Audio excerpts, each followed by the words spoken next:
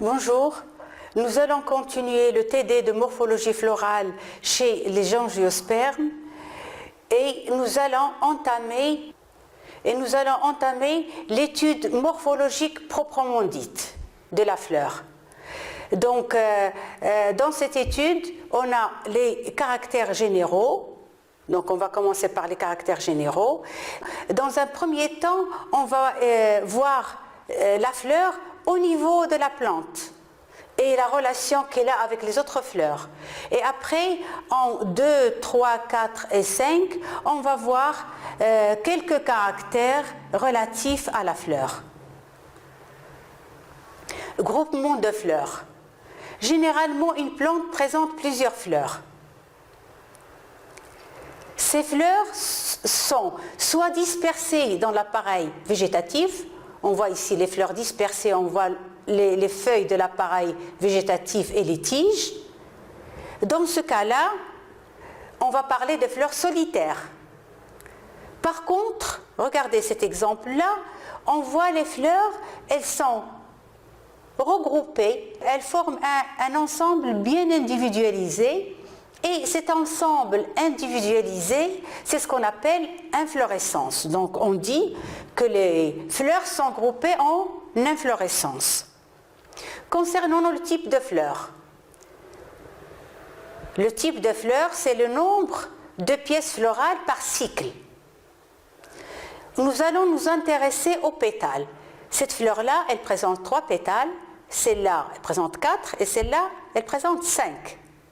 Dans le premier cas, on va parler de fleurs de type 3. Dans le deuxième cas, de fleurs de type 4. Et dans le troisième cas, des fleurs de type 5. Les plantes qui ont des fleurs de type 3 appartiennent au groupe des monocotylédones.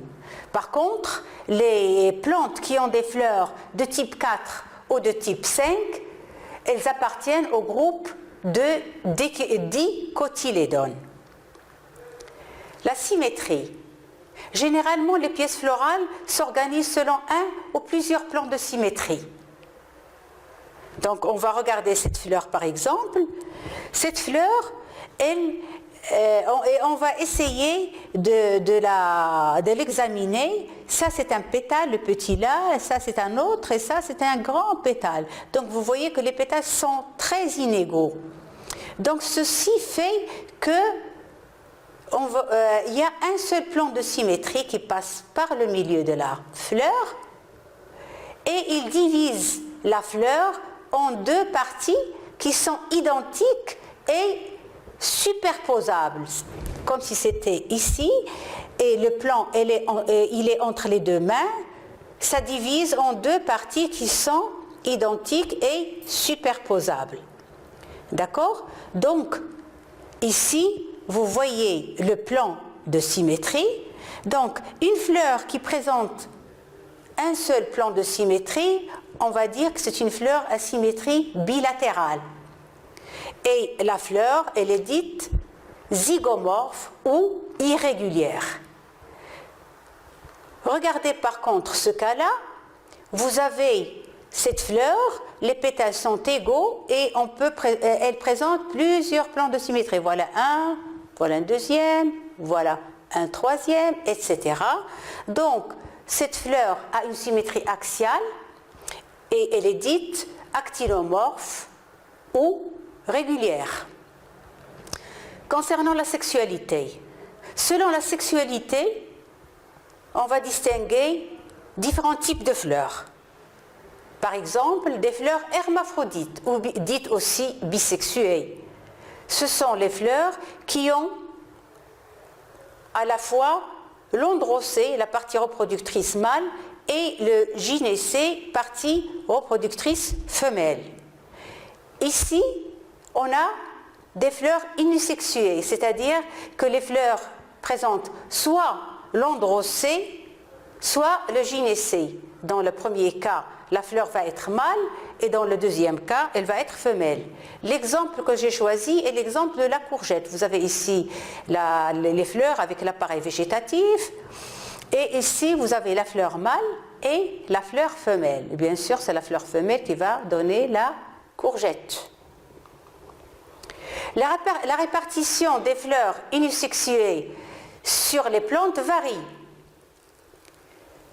Quand les fleurs mâles et les fleurs femelles sont sur le même pied, vous voyez les fleurs mâles, les fleurs femelles sur un même pied, on va parler d'une plante monoïque. Monoïque, ça vient de mono, ça veut dire unique, et oïque, oikos, ça veut dire maison. C'est-à-dire dans la même maison, il y a les hommes et les femmes. Il y a la partie mâle et la partie femelle. Et l'exemple, c'est celui du maïs. Vous voyez ici l'inflorescence femelle et en haut, vous avez l'inflorescence mâle sur le même pied. Dans d'autres cas, les fleurs mâles et les fleurs femelles sont sur des pieds différents. Ici, vous avez des fleurs mâles sur la plante, donc il s'agit d'un pied mâle, et ici les fleurs femelles, et il s'agit d'un pied femelle. Dans ce cas, la plante est dite dioïque. Di, deux, oikos, maison, donc il y a la maison des hommes et la maison des femmes. La plante mâle et la plante femelle. Et pour ça, j'ai choisi un exemple qui est très présent dans la région, c'est le palmier dattier. Dans le palmier dattier, ici j'ai représenté le palmier dattier femelle. Vous voyez les fleurs femelles, elles sont là, et après fécondation, ils vont donner les dattes. Et là, vous avez les fleurs mâles avec leur inflorescence qui sont là, qui vont nous donner le grain de pollen pour féconder les fleurs femelles. Et après, ça part et on a des pieds qui ne présentent pas de fruits. Concernant la disposition maintenant des pièces florales. Les pièces florales de même nature, normalement, elles peuvent être disposées de différentes façons. Soit sur des cercles concentriques, vous voyez, il y a un premier cercle à l'extérieur, un deuxième cercle, un troisième cercle, un quatrième cercle. Ce sont concentriques, ça veut dire qu'ils ont le même centre. Et quand les pièces sont disposées sur des cercles concentriques, on va parler de fleurs cycliques. Remarquez que les cercles qu'il y a là, c'est ce qu'on appelle aussi verticides, c'est-à-dire les pièces sont insérées au même niveau. Les pièces d'un cycle sont insérées au même niveau. J'ai donné ici un exemple. Et ici, les pièces, elles sont plutôt disposées sur une spire. Et on a l'exemple, on parle de fleurs acycliques, aprivative, c'est-à-dire fleurs sans cycle. Ici, dans cette fleur, on a enlevé les pièces et on voit ici les spires qui tournent et sur laquelle sont disposées toutes les pièces.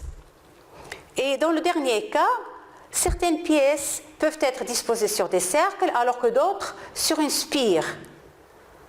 En général, les pièces reproductrices et les pièces qui sont à l'intérieur de la fleur sont sur une spire et les externes sur un cercle.